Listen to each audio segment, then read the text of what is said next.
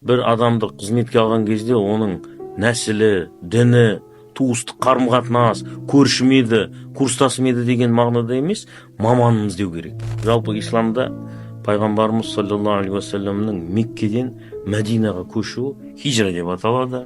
Мұсылмандардың жыл басы да хижра, жыл санауы да сол хижрадан басталады.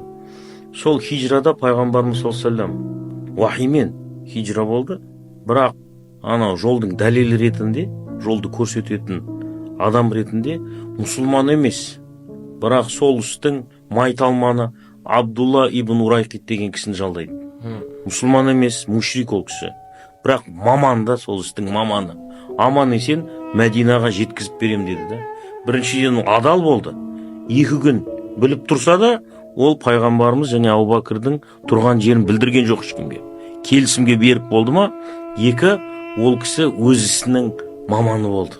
Мұсылман болған жоқ, бірақ осындай хижра секілді қасиетті ұғымға себепші болды.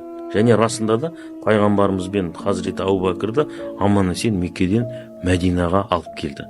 Бұл бірінші мәселе.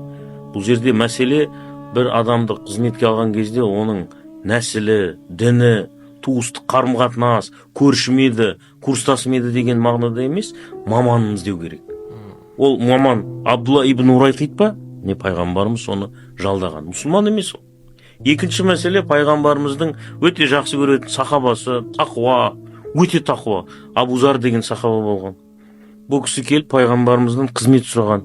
Соң пайғамбарымыз айтқан: «Я Аба Зар, иннака ла даифун, ва иннаха ла амана, ва иннаха яумал қиямати хизю ва надама» деген ғой. Ей Абу Зар, сен мынау сұрап жатқан қызметіңе сен лайық емессің, сен әлсізсің. Сен келмейсің, сенің мынау құзыретің бұл қызметке жарамайды.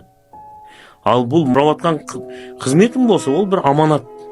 Ертең оған қиянат жасайтын болсаң, қияметте ол саған үлкен өкініш болады дейді да, зиян болады.